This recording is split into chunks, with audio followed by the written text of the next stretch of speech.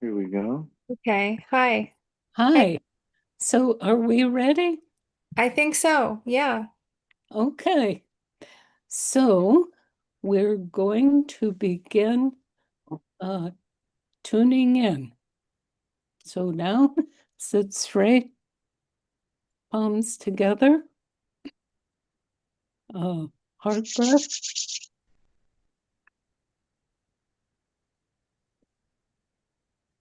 and inhale.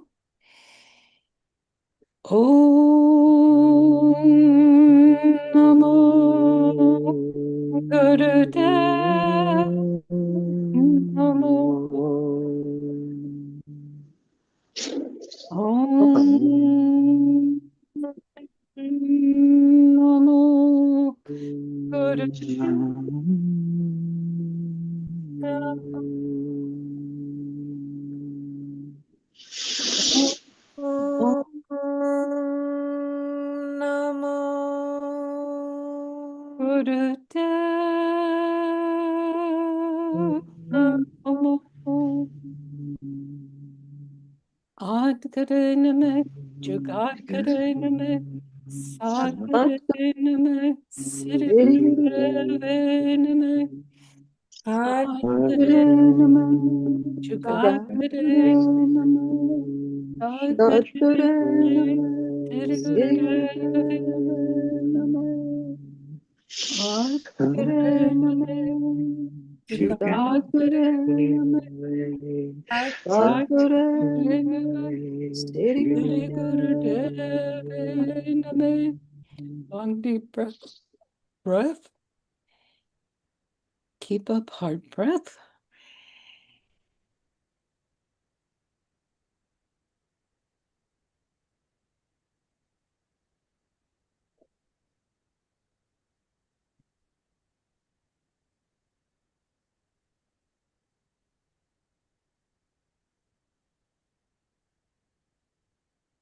And keep Sahaj for hard breath for nearly 1 minute.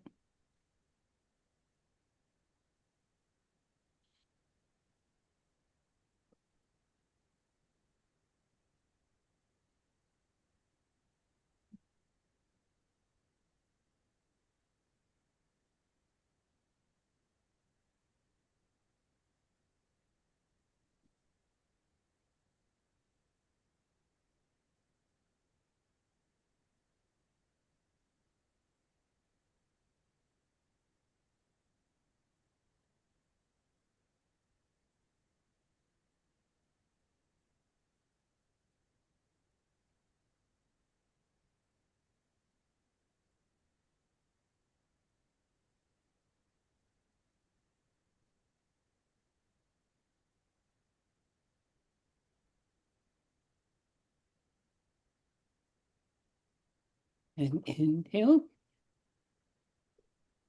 exhale, and breathe. So, Saraswati, do we have the chat? Yes. Here we are. Okay.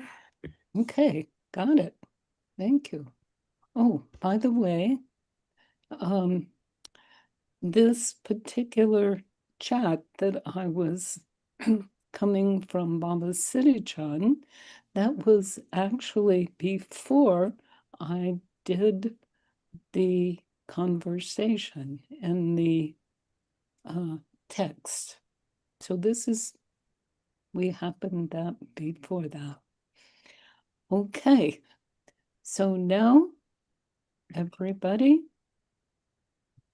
Japa Saraswati, will you slowly talk about us, our chat? Because each of you have different questions from Baba Siri Chand. Wait a minute. No, that was last week.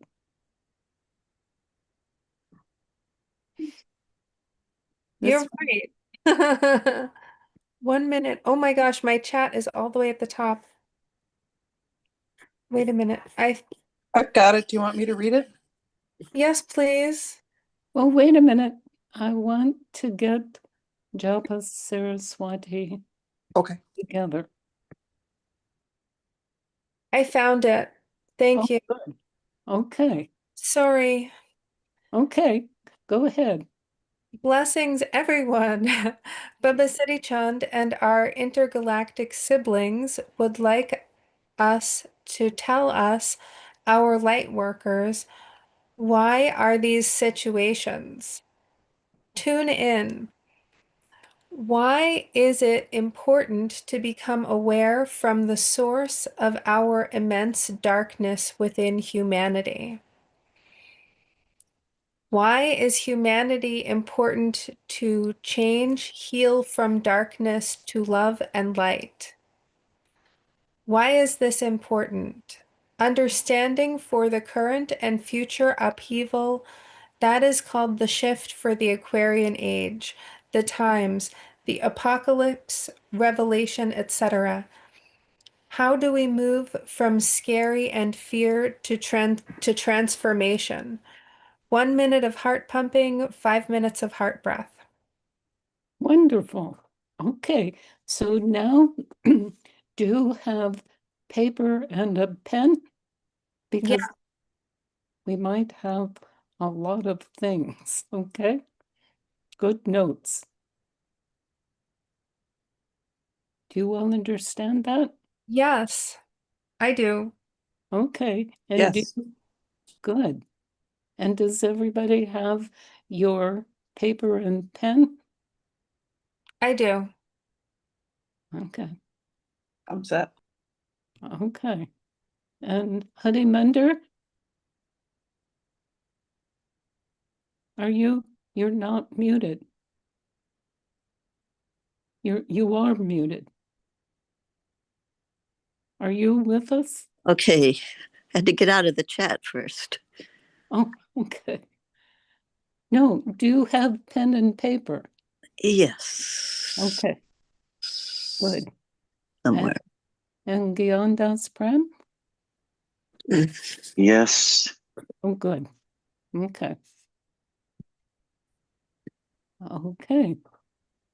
So just think about this a minute and do this again slowly. Oh, Sahaj, why don't you talk this time Yay. slowly? And you mean read the chat again? What, with the chat? Yes. Yes, okay. Blessings, everyone. Oh, no, the Oh, under the for the message. just what is the okay. Why is it important to become aware from the source of our immense darkness within humanity? Why is humanity important to change or heal and heal from darkness to love and light? Why is this important understanding for the current and future upheaval that is called the shift of the Aquarian Age, the times, the apocalypse, revelation, etc.? How do we move scary and fear to transform? Good. Thank you so much. Okay. So meditation, begin with 1 minute heart heart pumping, and then after that we'll have 5 minutes heart breath. So now begin with 1 minute and begin.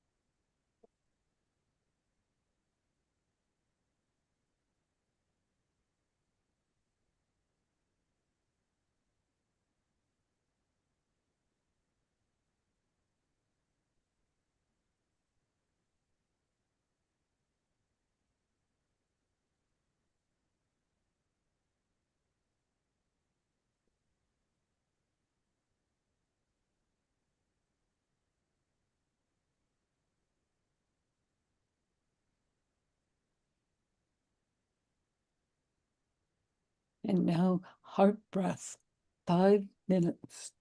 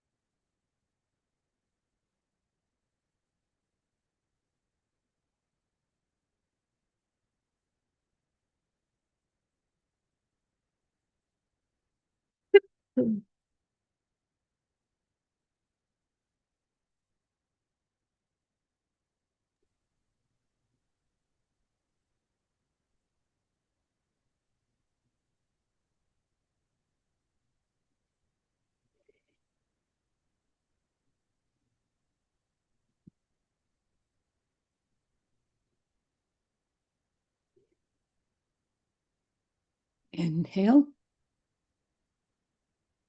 Exhale. And breathe.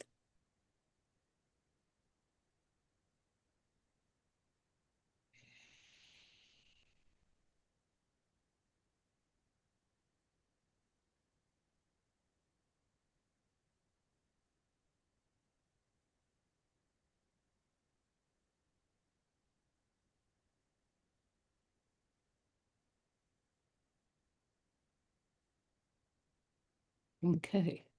Aagia Pal. So I asked Baba,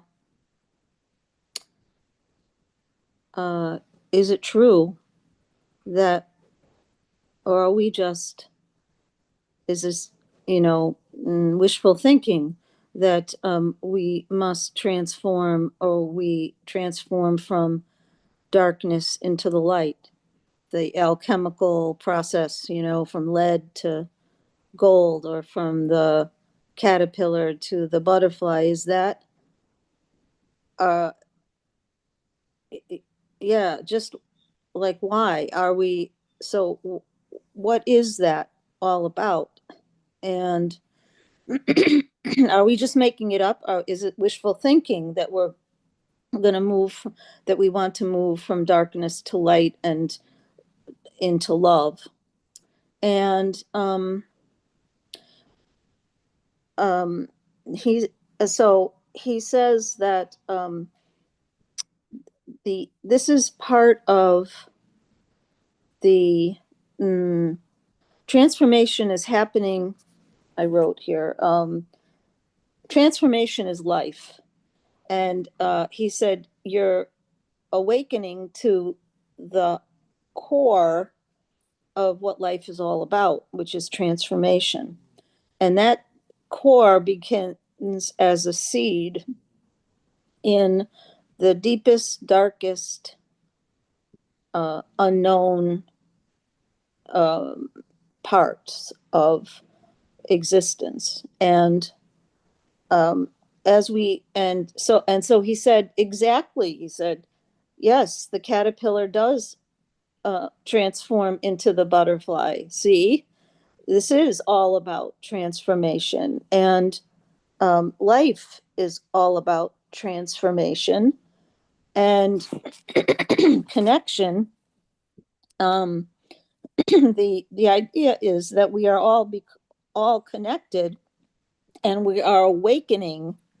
This transformation as a process of awakening to the reality of that we are not separate. We are all connected, and everything and everyone has a role in that. He says, love equals connection, and that as hard as it is, and as many challenges there are put in front of us, the core mission is to continue to transform, to agree to transform. And in this agreement, I'll say, I awaken, I become awake to the compassion and the insight that, we are all one. We're all interrelated. All life is interrelated. So, yeah, and he said, yes, it's, you have questions, you are skeptical, however, trust the caterpillar and the butterfly. Trust that process in you, in me. And it's not very, comfortable, and the imaginal, the cells. So I can, who knows what personally how I am evolving and unfolding, and what my butterfly wings will look like. Though we're all part of this transformation, and yeah, and our and my consciousness is my consciousness is also awakening to and therefore bringing in a lot that I never was aware of before. So the awakening and the awareness, and it's all seems to all be happening at a faster pace. I said to him, I don't know if I can keep up with this pace. And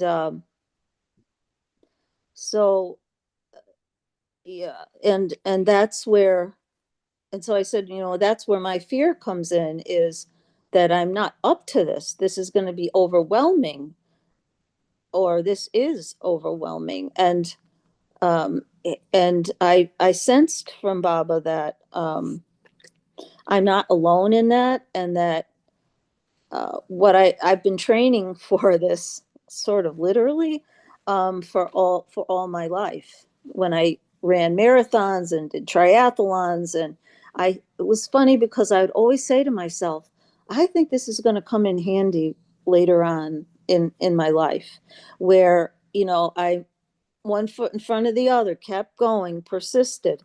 It wasn't to win the race, it was to finish the race.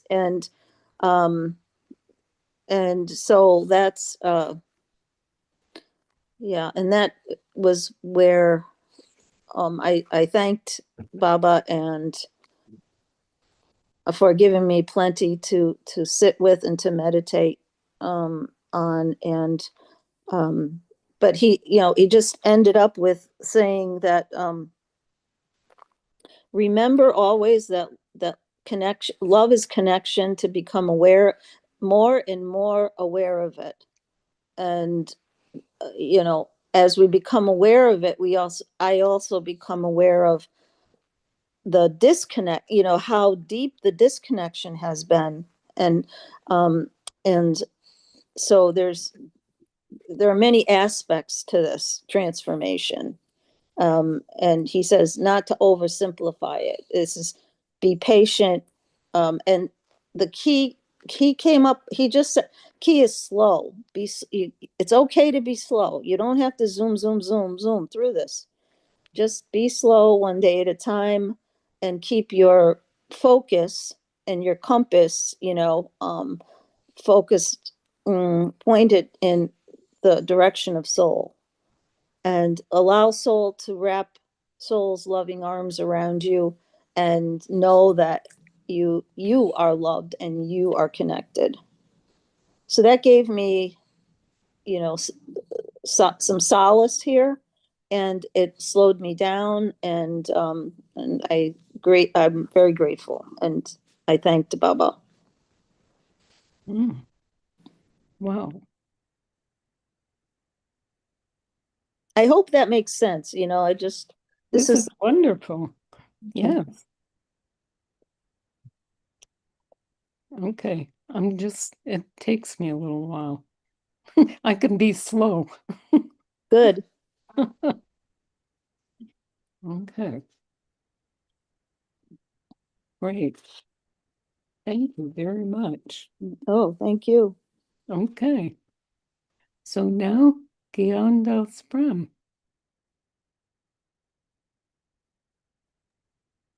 Satnam.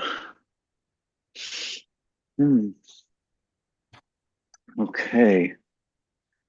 So number one is, why is it important to become aware from the source of our immense darkness within humanity?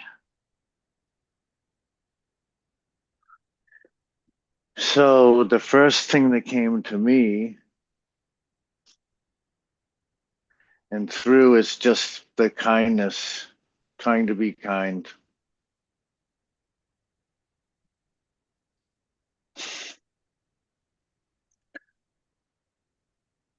And noticing, it's noticing that it's important, and that it's important to be kind to ourselves, and that inner darkness is sometimes an expression of our anger that we can hold at certain points, right? For whatever it be within the misunderstanding of how to handle it. And sometimes we need to go through it, right? So learning, just learning. And that can go further, right? And why is it important for humanity to change and heal from the darkness to love and light? They sort of weave together. This reminds me of questions that we've had previously, but it's when you start reading it and when you think about it, it is totally different. And we are challenged for time and everything, but with the vibration that we're carrying, we can step into this knowing of the path that we're sort of leading. And with the updates of, so I've been looking inside and trying to notice what I'm doing with my freedom and how I'm sharing that, and if I'm using it to an advantage of putting forth love and light, right? Because the guru in me is the light is going to come through me, right? As the guru does come through me, so does the light, and then it can present itself in other ways. And that's our willingness to be kind and to be helpful. So freedom has a lot to do with that. That's what I wrote down for number two. And so number three is, why is it important in understanding the current future and upheaval that is called the shift of the Aquarian Age, the times, the apocalypse slash revelation, etc. There's a realization in the truth of understanding this upheaval and what it is doing scientifically to our DNA, what we've gone through over the ages, through our struggles, through our ancestors, and the adversities that we've faced to come where we are, and noticing what it takes to come to that truth of, whether it's through the history or through the writings, through the archaeology. We could look at it now that we are facing, apocalypses and revelations through the acts of our brothers and sisters who are locked in turmoil through war and fighting.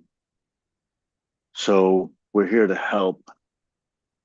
And I think within the realization, there's a little bit of reconciliation with the self too, that we're noticing that what we've gone through and going back again and saying sorry. I love you, and the practices of coming back to where we are, who we are, working on making ourselves better so that it can be okay, right? And how do we move scary and fear to transform? And here we are in October, right?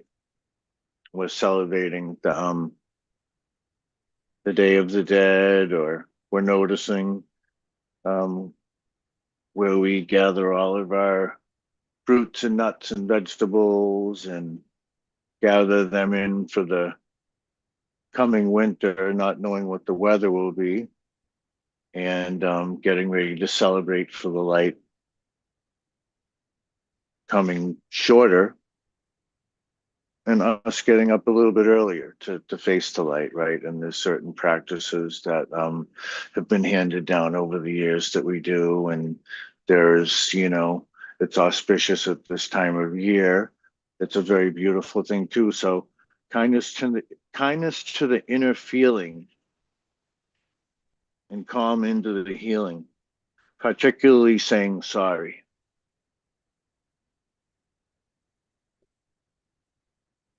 Mm-hmm.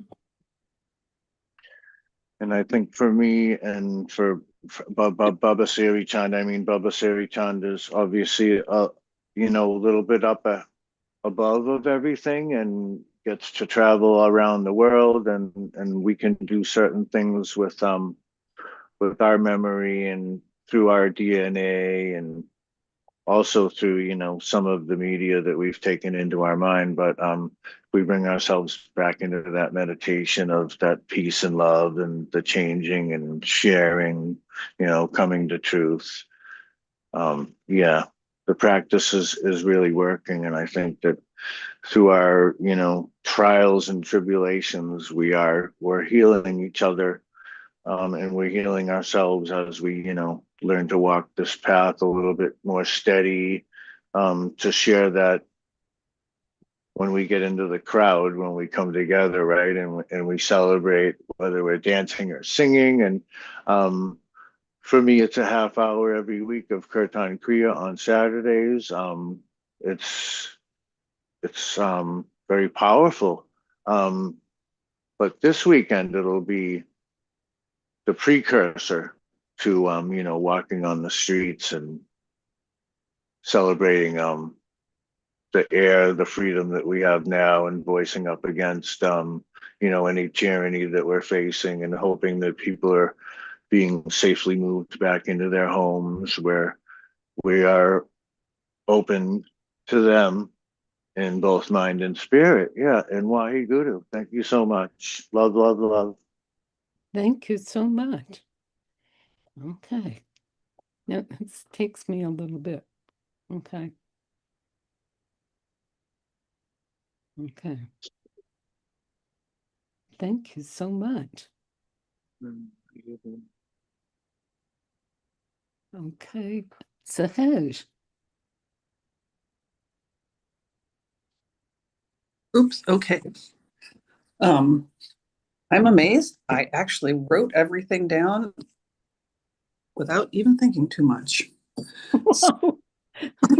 This may be the first time I've ever done that. All right. So the first question is, why is it important to become aware of the source of our immense darkness within humanity? And I wrote, because we all contain it, and we need to practice clearing it from our own spaces. And we need to know this so that we don't judge, so that we have compassion, because that's going to allay our fears. Because it is enormous. But if we can see, oh, this part I didn't write down, but I'm trying to articulate it. It seems so overwhelming. But if we can see, oh, this is I'm a microcosm of this. Yeah, that's the idea. And then the second is, why is it important to change and heal from the darkness to love and light? And I wrote, as each individual has this journey, so now humanity as an organism has this task. So it's the same thing, like I am a microcosm of this. And the third one is, why is this important understanding for current and future upheaval that is called the shift of the Aquarian Age? Let's see, what one was that? 3. Okay, as we understand this, it will keep us in our purpose and out of fear, because that's going to be the big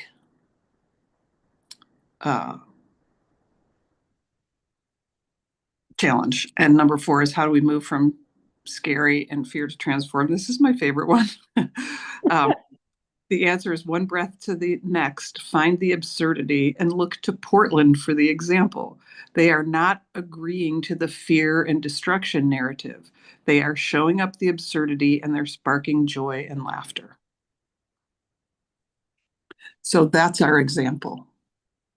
Wow. Right? It's perfect. Yes.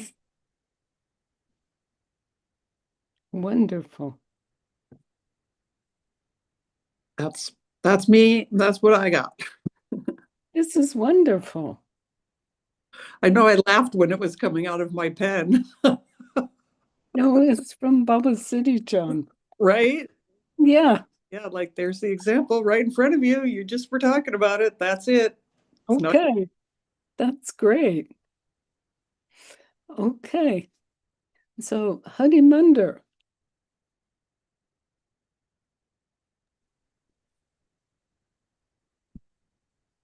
Yeah, I keep going back to actually Ho'oponopono is the is the how do I say it? The pathway or a pathway because um,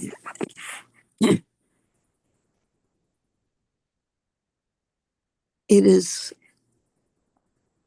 through changing ourselves that everything around us changes. And remembering that the person who brought Ho'oponopono out of the Hawaiian way of making things right, of healing,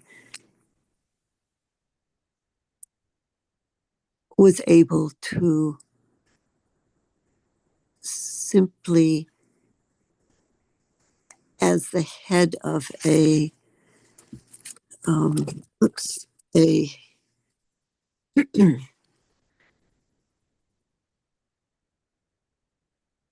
the head of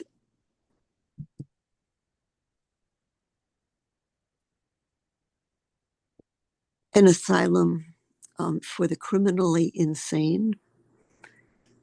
And obviously, it was a very difficult place to work and a lot of stress on everyone, as you can imagine. And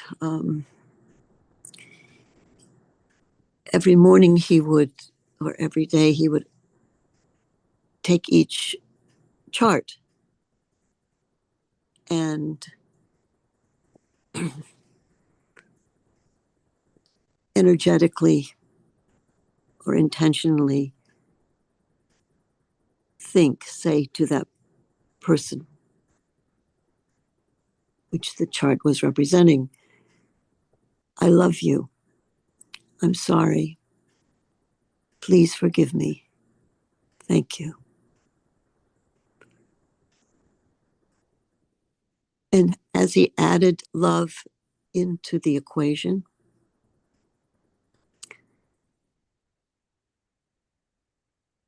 especially because those who were criminally insane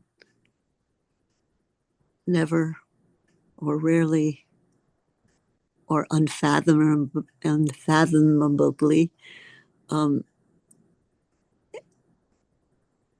ever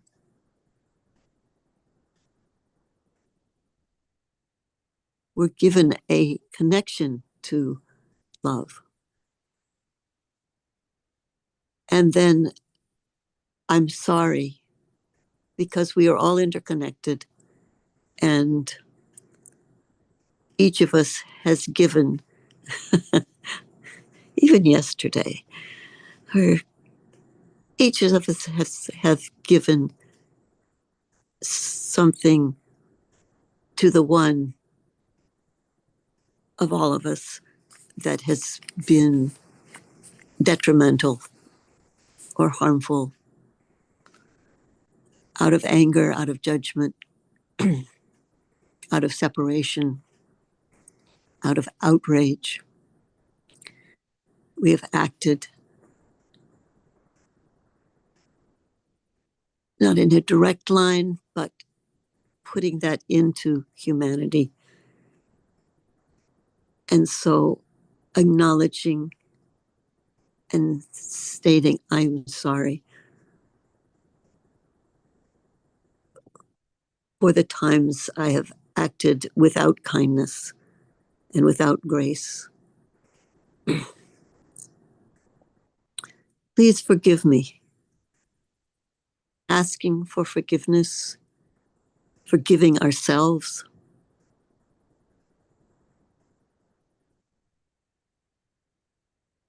Because forgiving ourselves is part of forgiving others.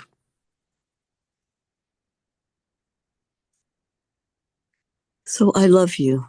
I'm sorry. Please forgive me. And thank you. Adding the gratitude,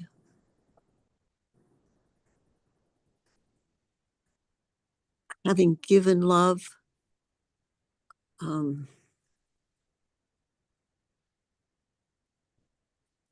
and knowing what that love, how that love can change another person.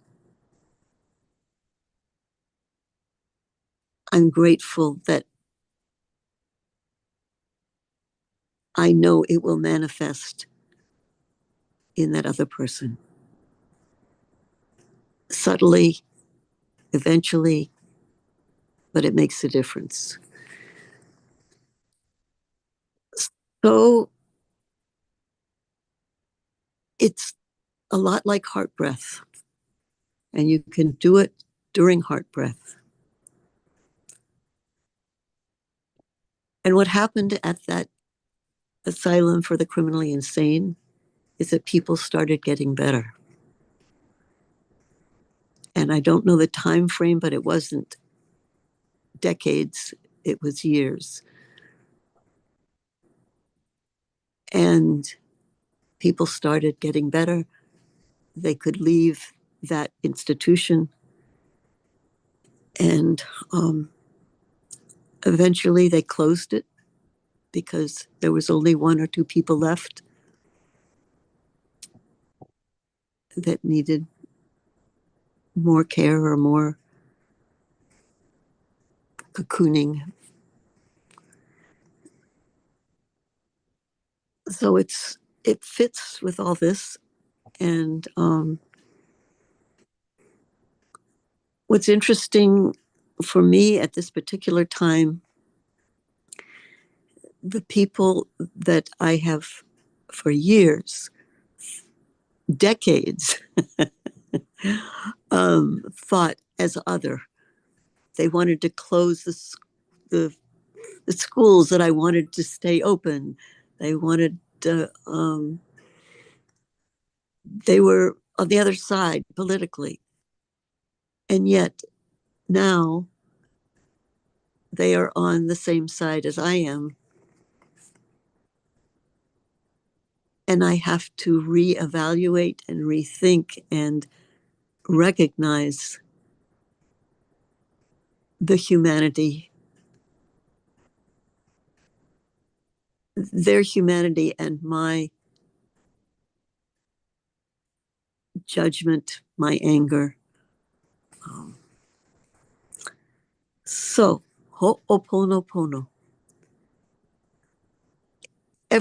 We've been taught that the words carry a vibration, so that in English it's a scientific language. We think with our head, we act with our brain, and yet the other languages, beginning with Latin, certainly all the indigenous languages, Hebrew is a sound current language.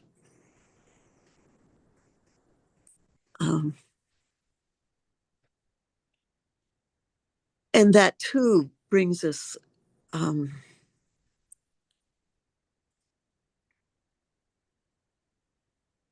that's a hard one. But Ho'oponopono is a Hawaiian language, and it carries a heart energy. So that is so I'm saying, just saying the word Ho'oponopono, full of vowels. For what? Is vowels, like consonants and vowels. Not a lot of, it feels good to say it. Ho'oponopono. Ka'ava. Aloha. that is a language of the heart, of a sound current. And so that's where I leave you. Lovely. Thank you, dear. Okay. Thank you very much.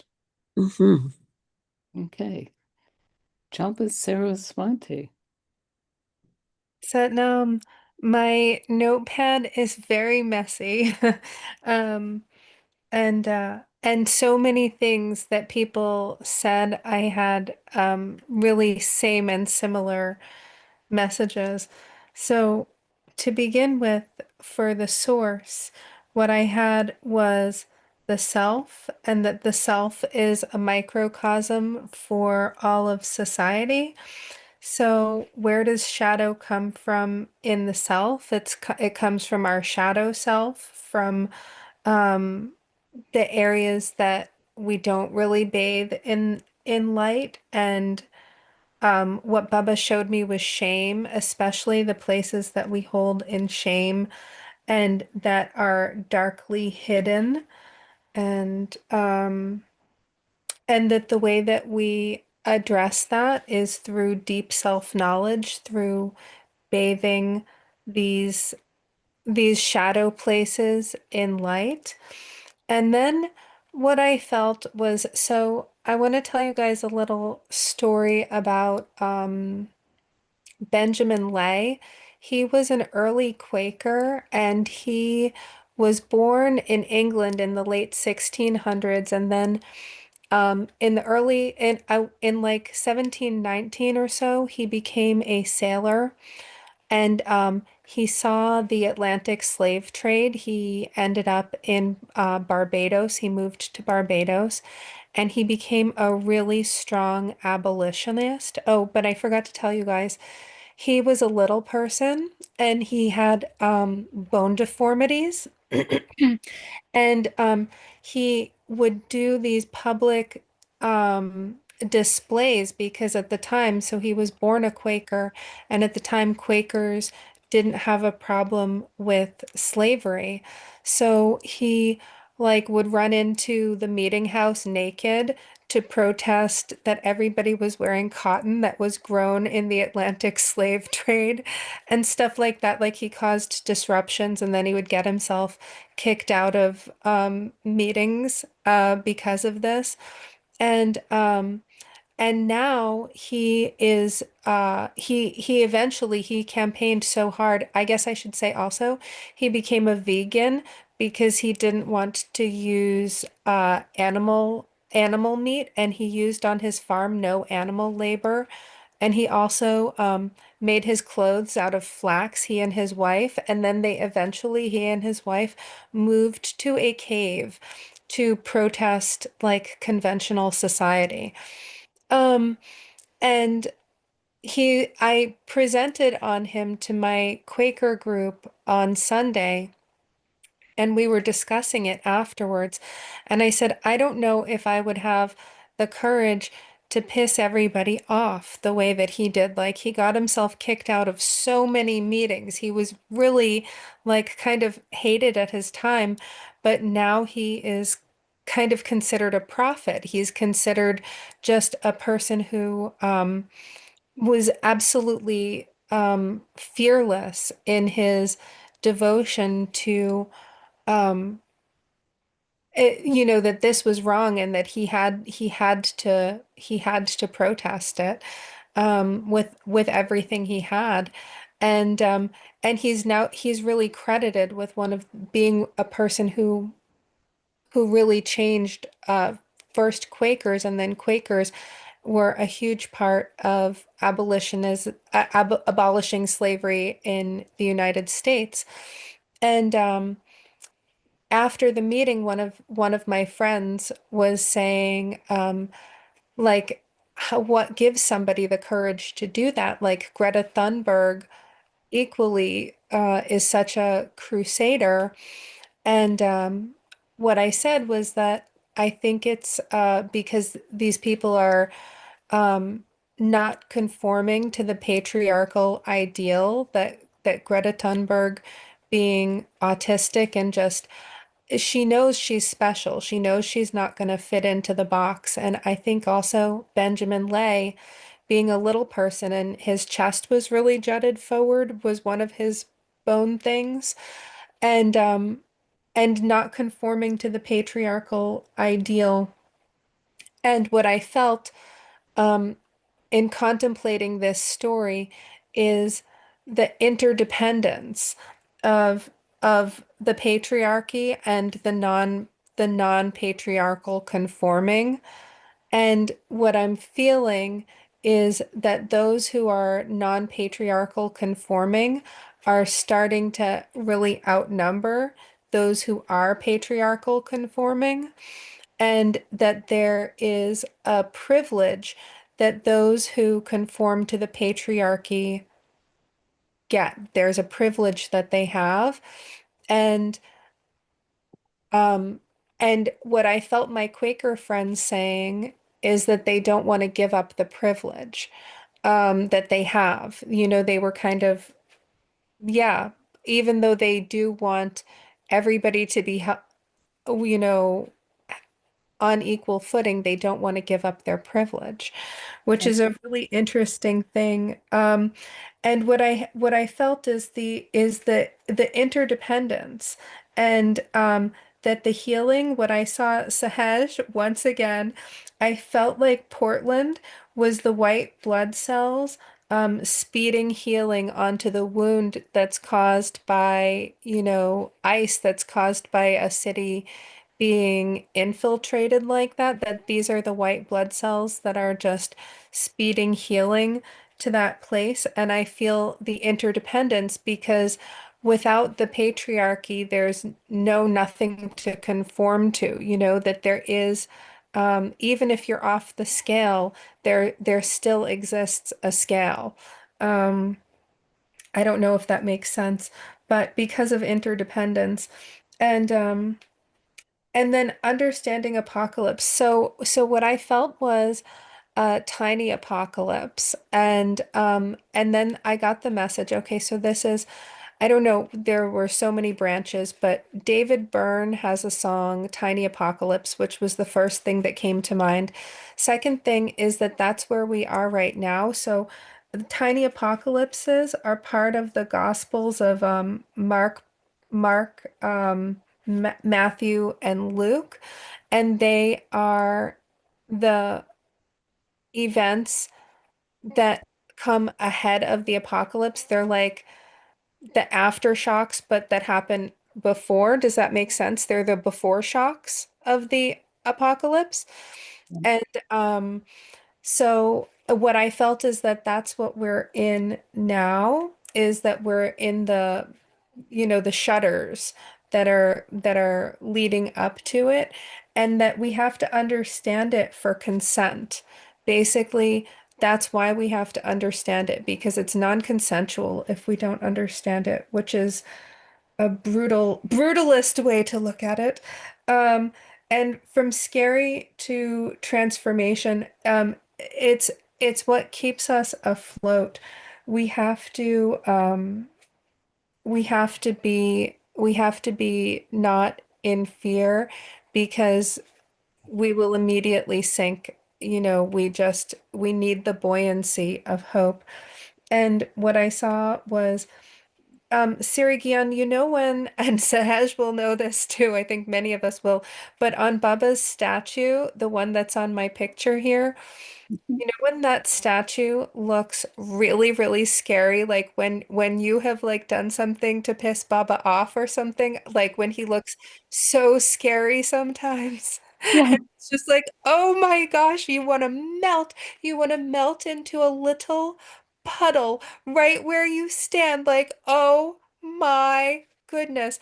And at the same time, I had that same image of, so Baba, it's also the Kundalini, but it's the snake. The snake represents transformation. And transformation because it like sheds its skin, that it has this cycle of renewal and rebirth and transformation. So the snake represents transformation in that way. And what I found was snake consciousness, that we need snake medicine and snake energy, and that we need to be doing spinal exercises for this, like spinal flex and like Sufi grind and like whatever other kinds of spinal exercises that will keep us limber, because the spine gets fused together with inactivity and with age. So if we don't do those exercises, it is a use it or lose it situation, that we have to keep our spine limber and moving.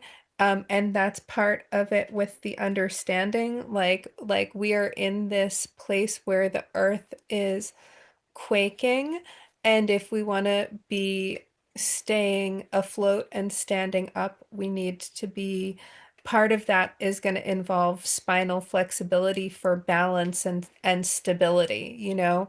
And so that was part of my scary to transformation. It was like I keep always coming back to the sarira, which are those crystals that are in the cremains of Buddhist monks when they are in the practice of sublimating uh,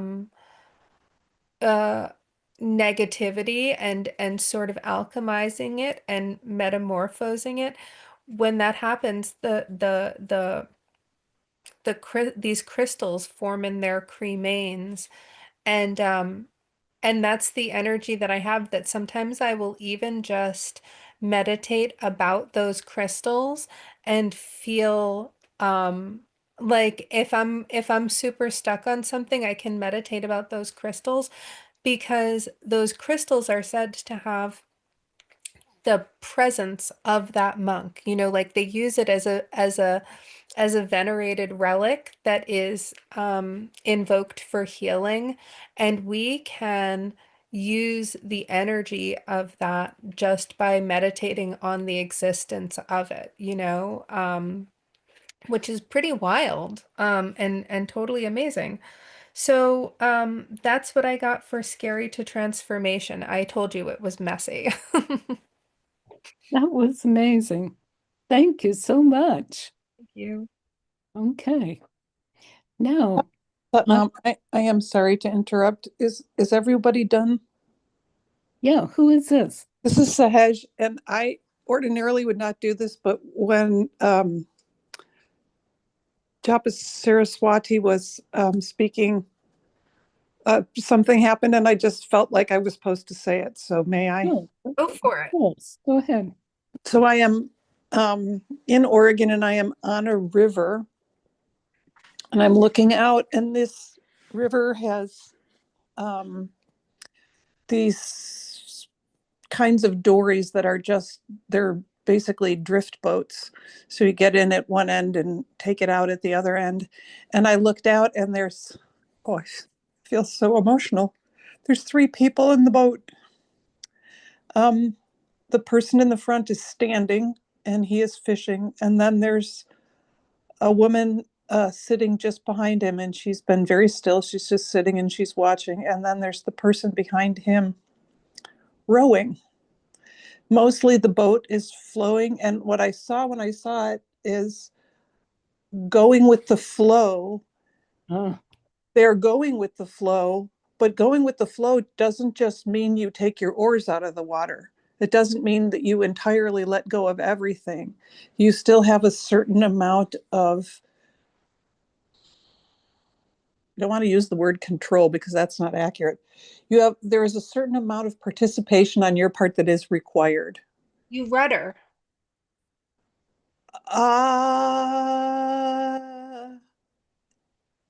well, a rudder keeps you, well, there's no kind of power on this boat. And what I'm seeing is that words, the person rowing, that's their job. And the person fishing, that's his job. And the woman who's sitting in the middle, that's her job. She's meditating, or she's holding the bliss for the boat or whatever. But what I'm noticing is the person that's rowing is, they have to keep control of the oars because there's many currents in the overall flow of the river. And so there's times where you have to choose to put your oar in one side or the other to steer in a way. And there's sometimes, in order to just pause, you have to like back pedal. So the idea is, yes, we need to go. There is it's just like that thing from the Oribe elder saying, there is a river flowing very swiftly now. It's true. And, but we do need to go with the flow, but we have responsibility within it. We can still steer. So the river, like how we can get overwhelmed with fear because there's a force that's propelling us. Oh, that's it. There's a force that's propelling us. And if we don't feel prepared, or we don't understand the tools that we have to navigate within that force, we can be really overwhelmed by fear. But when we realize that we have tools, just a little flick of that oar can move you in a way that you are able to navigate which way you go within the stream, within the river, within the flow. Yes. Yeah, that's it. And they're still out front. That's wonderful. Thank you. Okay. Thank you very much. Okay, so now I just want to ask all of you, if you would just quickly ask why. Well, we know about the darkness in humanity, but why are people wanting to just how can I say, denial, or cannot deal, or even have incredible spirituality, but not looking for darkness. Is that okay? Are you there? Yes. You mean avoiding darkness? Yes. Okay. Okay. Okay. Just stay a little bit. Listen.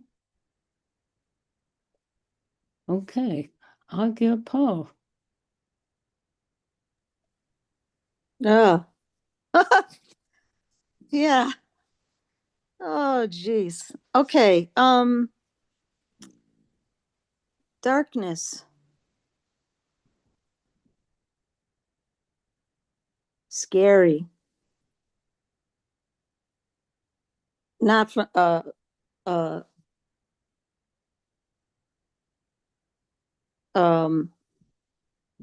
don't go near it. I don't want to even acknowledge it, because going there is not what love is all about. Love is all about looking into the light, and darkness is just, is an abomination to love, is what he's saying. And that's why, I went through a period of this kind of denial of, because it's fear, it's scary. Who wants to get into the middle of, who wants to be a bell in the bell tower of darkness? And yeah. So anyway, I said to him, Baba, is like, eh, uh, am I, what's wrong with me, and he said, well, it's just, you have to live it. You have to live it. You have to live and learn the darkness, and to be brave, because the blindness, the dark makes you blind, he says. And now when you're able to begin to see, begin to feel, and really understand in your heart what love is, it's because of the darkness, sort of like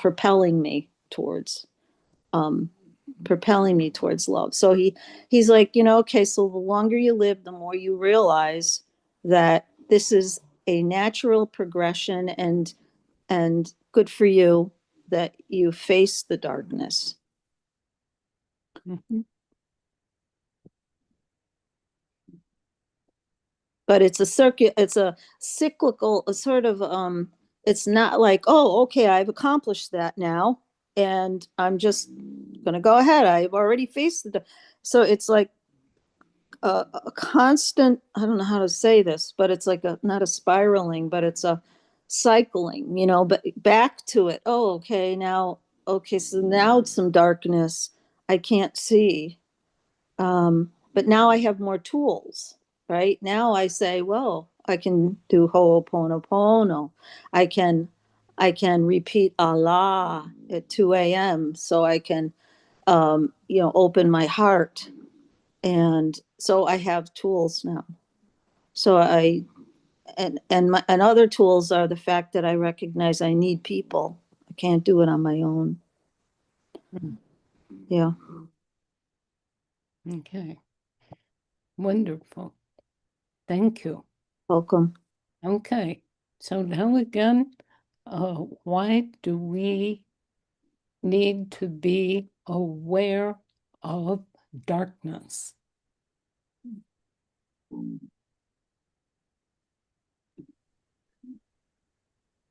Can I answer? Yes.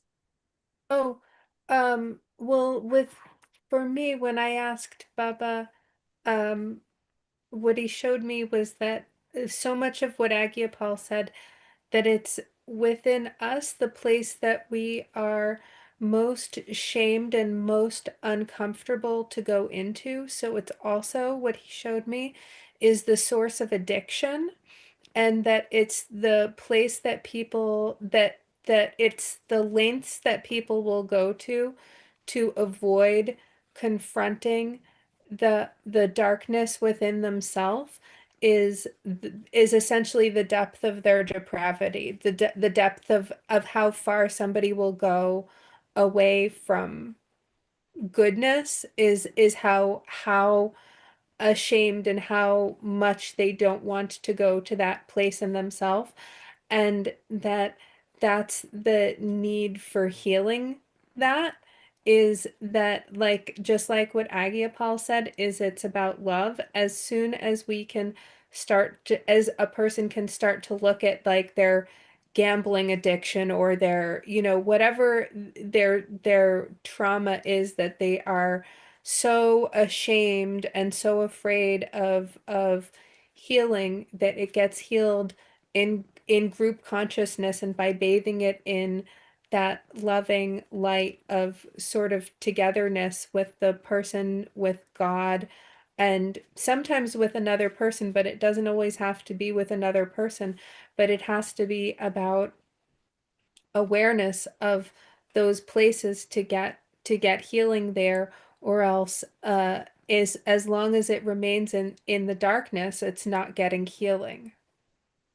Mhm. Okay. Great. Thank you so much. Got it. Did anybody else? I've got one. This is Sahaj? Yes. Okay. As soon as you asked, I saw this story uh, about this goddess. She originated in Africa, but where I learned the story was from the Bahia people of South America, where they brought their stories with them. So she's called Yimanja. And in Alaska, Tlingit, and there's similar stories among other people of the region. There's a story of Raven bringing daylight to the people. Raven's creator and also a trickster. And the story generally is that the world is all dark and that Raven, through his tricks, steals the sun, the moon, the stars, and the daylight and releases them into the world so that the people can see. And we all understand that. We understand the darkness as, it's difficult and it's maybe fearful and there's all these things, and bringing the light is like the miraculous thing and the healing thing. But this story from Africa and this part of South America, this goddess Yimanja, she comes out of the sea. And her, to make a long story short, her daughter goes to live, falls in love with somebody, a land person, and goes up above to live on the land. And it's, equatorial region. And so it's hot and the sun's out all the time. So in this story, it's the opposite. The sun is relentless and it's constant, and the people suffer from it because it's too much. And so Yimanja brings healing by bringing the darkness out of the sea, and it brings relief to the people. So then there's some balance. So there's darkness and light. So the people, they have the sun during the day and they can work and they can be out. But in the evening, this cool blanket of darkness comes and it allows them to rest. And so I think what I heard when I'm sorry, because it takes a long time to explain. I know the story. So I saw it and I was like, this is it's the same kind of thing as the Portland phenomenon. The best way for us to deal with it is to change our relationship to it, to flip the narrative. If that, I'm not quite sure how to exactly explain how that works. Maybe that's for us each to figure out, but to change our relationship to the narrative of what the darkness is. Not to be in denial about it, not to deny the aspects of it that that can be frightening and etc., but to just change our relationship to the narrative. Okay. Wonderful. Well, thank you so much, everybody. Okay, so just keep some heart breath.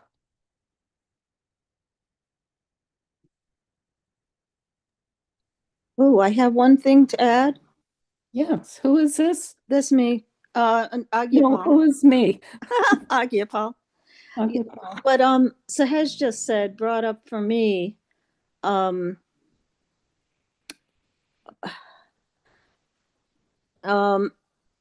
I think I'm going to hold that till I'm going to hold it till next time. Thank you. Sorry. Okay. Well, okay, I'll say it. The unknown is the darkness. And for me, again, I'll speak.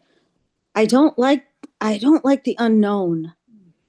And I want to know. And when Joanna Macy talked about the Shambhala warrior prophecy, with with compassion and insight and so forth, we move through the darkness. And she said her son Jack asked her, "Mom, how is this all going to end? Is it going to all end up? How is it supposed to end up? What does he say?" And she says, "We don't know. We don't know." And that's the important thing, that we don't know, so that we hold out this fierce hope. And so anyway, that's what I'm carrying with me is like that's the issue of is wanting to know, but then as she said so wisely, when we don't know, we are never going to know, but we want to keep the fierce hope alive. Thank you. Sorry. Hey.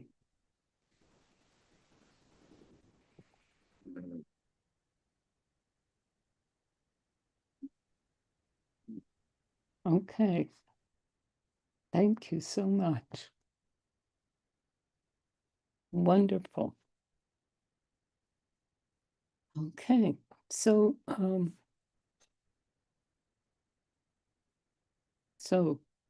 Gian Das Prem, would you lead our song? Sure. So we'll do one time through the long time sun and one long sat short nam. Yeah. Breathe in together. Inhale. Exhale. Inhale to begin. May the long time sun shine upon you. All love surround you. And the pure light within you guide your way on. Guide your way on. Guide your way on. Inhale. Oh.